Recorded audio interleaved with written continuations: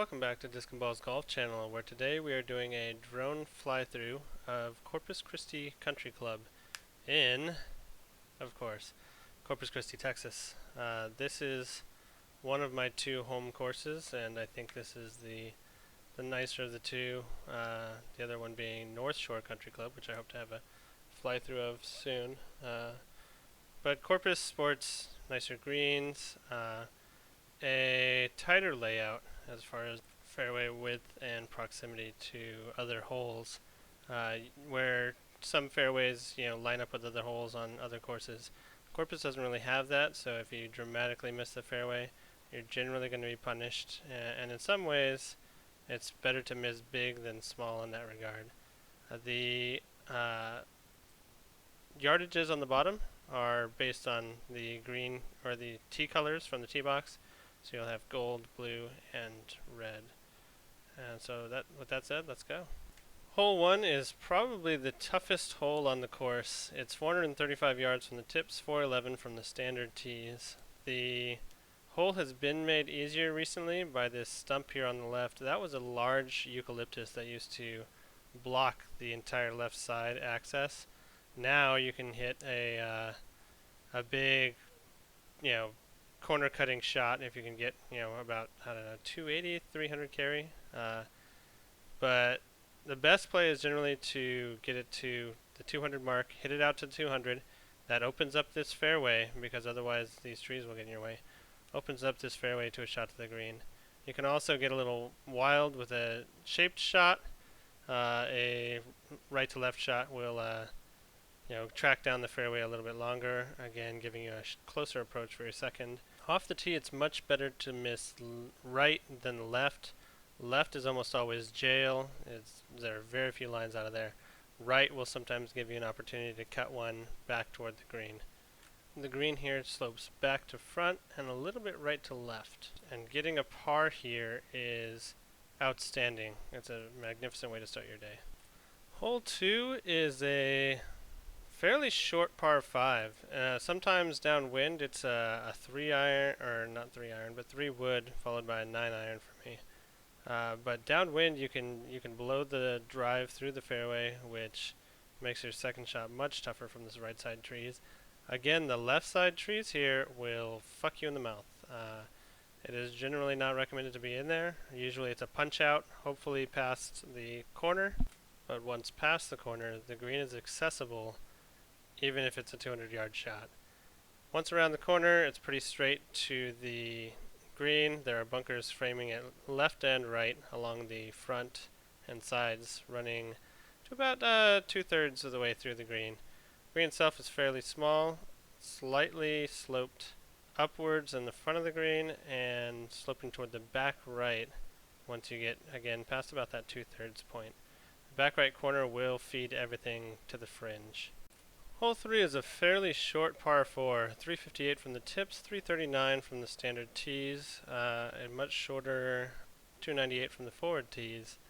And it's a fun par 4. It's short, but the bunker on the left plays a role depending on how far you can hit.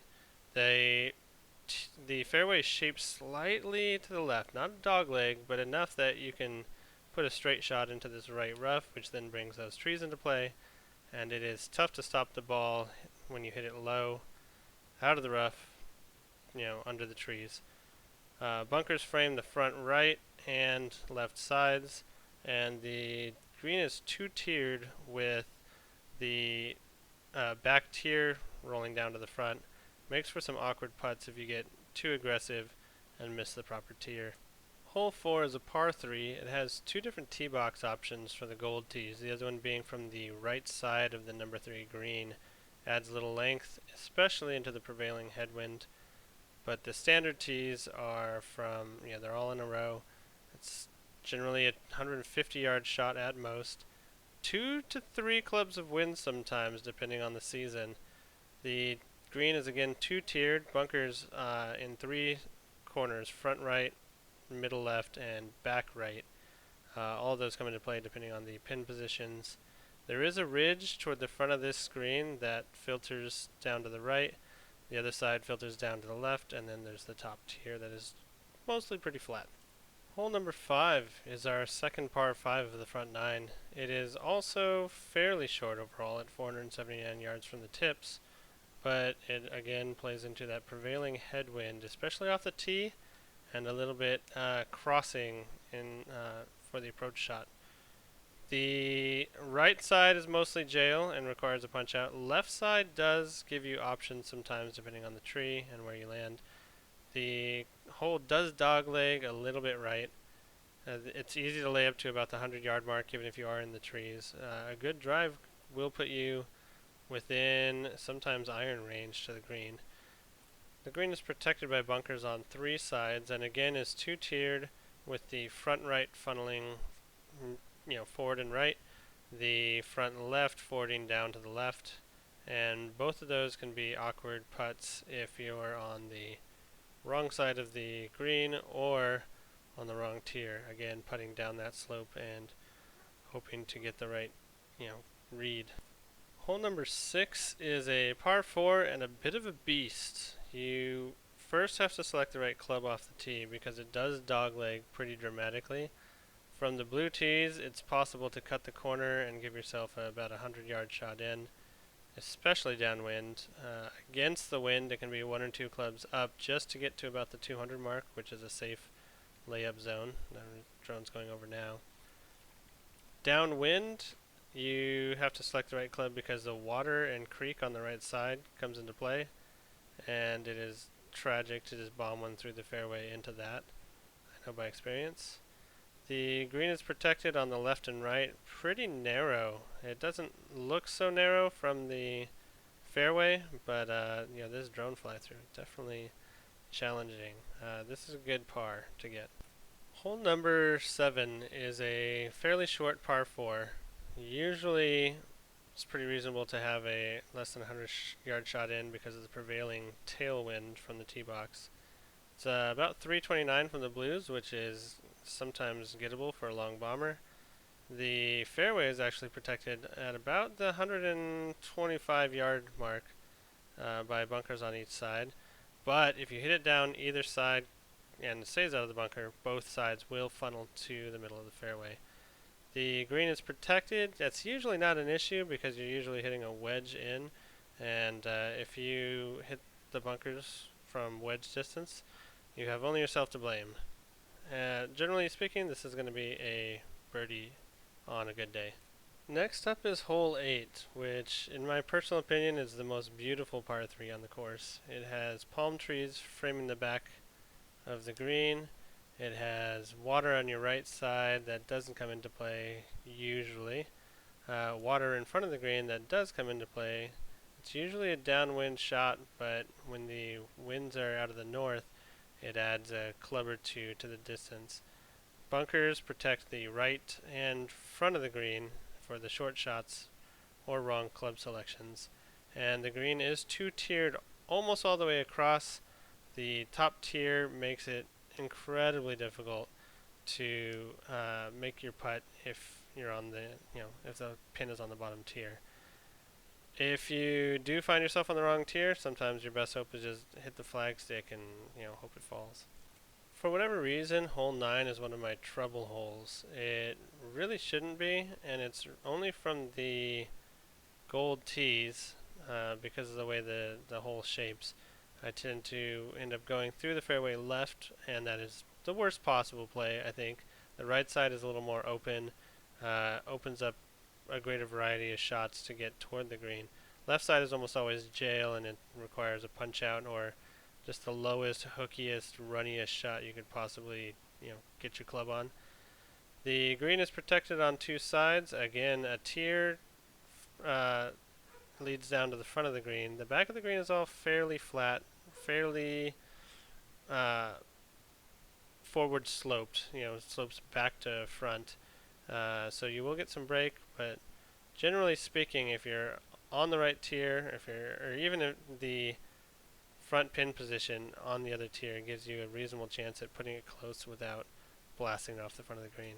Hole 10 is a fairly tough one in that it's generally into the prevailing headwind, and it's a pretty much straight fairway all the way down. The tee shot needs to be in the fairway. There's jail more so on the left than the right. The right gives you a couple of sneaky lines potentially. The middle of the fairway gives you access to the entirety of the green. The back left pin position is protected by the bunker on the left side, but really there's not a lot to speak of. Between 150 and 100, there's some slopes and upslopes and downslopes in the middle of the fairway that can make your approach shot a little bit wonky at times. Once you get to about the 100 mark, it flattens out and you're left with a fairly basic, approach shot to another tiered green. More tiered on the left than the right though. But yeah, it's a recurring theme in this course. It's tiered greens. Hole 11 is a pretty fun par 5. It is 478 yards from the tips, so again a sort of short-ish par 5. The tee shot is through a narrow-ish gap, not bad, to a position generally. For a big hitter, it's easy to go through the fairway on the right side. If you can shape a nice little right to left shot, you can leave yourself inside of 200, even from the tips, probably about this area here, and then have a sort of tricky-ish shot. I mean, the wind is always a factor in Corpus. And there's also this little trench that will sometimes give you a janky lie in the middle of the fairway, even when you don't need it. My drone did a little bit of weird stuff there, so I'm going to mostly ignore that. From the 150 mark, it's a pretty straight shot up the hill, but there are bunkers to contend with on left, front, and right sides of the green. If you go beyond the green to the right, which I found out the GPS is set toward the back left corner, that could just be because the fringe is encroaching on the green from the original design. But over the green is a terrible mistake to make. It makes a very difficult downhill shot. The right side water does come into play if you bomb your drive through the fairway, because you then have to either hit a second shot over it or a second shot back into the fairway. The green isn't quite too tiered. It is back to front sloped, and it does kind of feed to the bottom corners again, but it's not a dramatic tier so much as a gradual back to front slope, and so eagle is gettable here. Similar to hole 10, hole number 12 is a very straightforward, almost straight down the fairway par 4. The trees on the left and right side are terrible to hit into. It makes an approach to the green very challenging. The bunker that is in the front right, or middle to back right of the green, comes into play with a back pin position.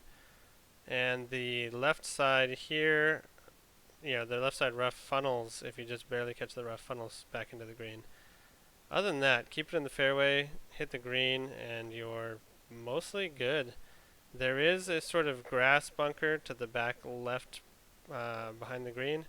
That will make your save very difficult if you end up in that.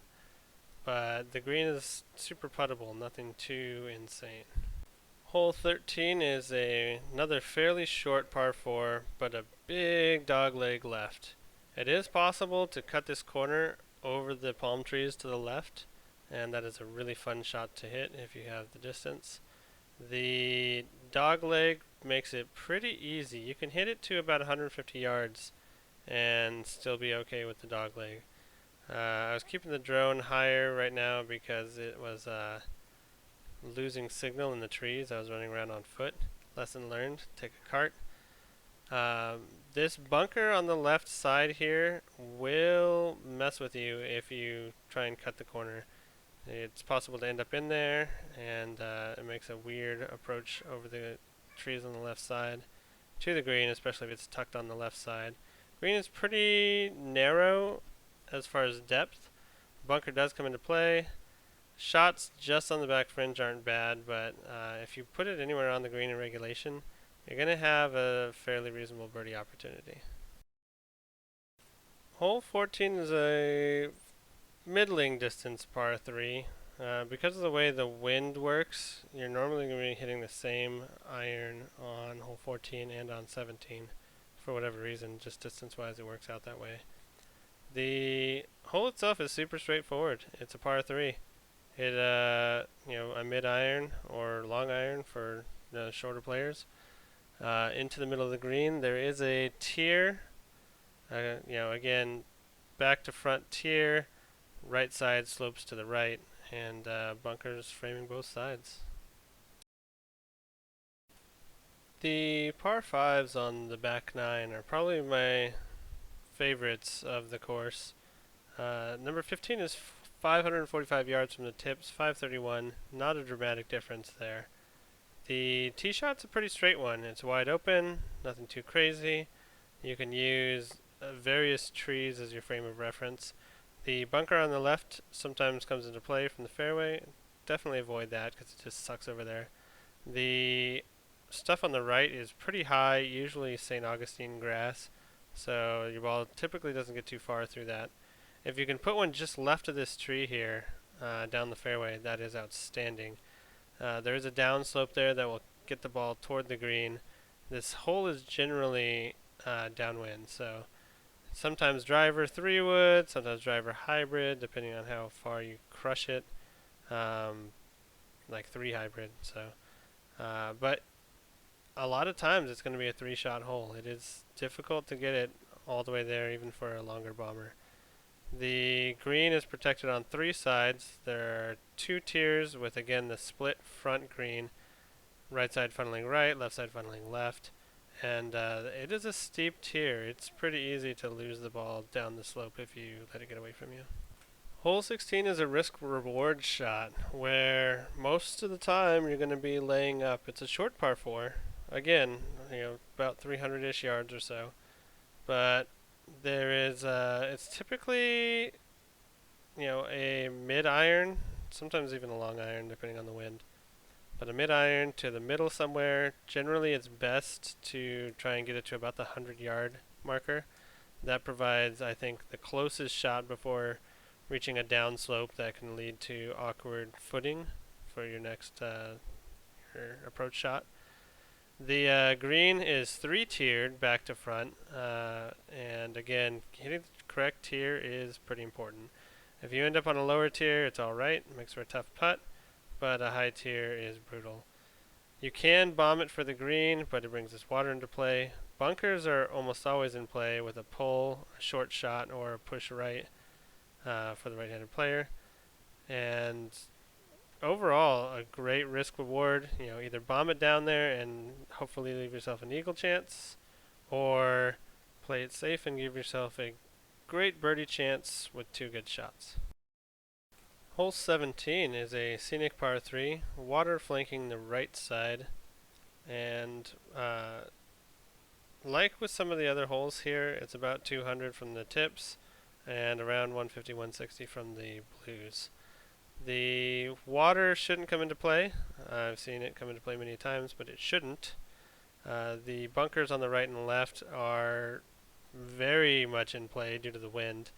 2-tiered green. The left side and middle of the green is brutal. The top tier is hard to hit. And overall, just a challenging hole, especially with the wind. We finally reached hole 18, which is just a dirty, dirty girl. It is a tough shot from these gold tees because the driving distance can bring this bunker into play. From the blues, it's much more manageable. It opens up the fairway. You don't have to deal with the trees as much. Jail on the left side, ultra jail on the right side. The bunker on the left side, as I mentioned, in the fairway does come into play sometimes, although really I'll take the bunker every single day over the trees left or right. Sometimes the best play is to hit it at that ditch to the right of those trees because it gives you a reasonable draw for the right-handed player. If you can get it around here with your tee shot, that's awesome. The 150 mark is stellar. That's a great place to be. Otherwise, the green is protected on 3 sides with bunkers. There is a tier up at the top and a tier down below, 3-tier green, back to front. The anywhere not even in the bunkers is tough to chip from because of the way the green is laid out. And yeah, 18. If number one's not the hardest hole, then it's probably 18. And there you have it, 18 holes of Corpus Christi Country Club. As I try not to crash my damn drone into the tree, my goodness, jeez. Yeah, between the wind and the signal cutting out as I'm running down the fairway trying to steer and run at the same time. It was quite the experience. So hope you liked the fly through. Hope you liked the whole descriptions. Hope there was more profanity than expected from a golf course fly through, and hopefully some entertainment in there as well. Thank you for watching, and hopefully I'll see you on the course.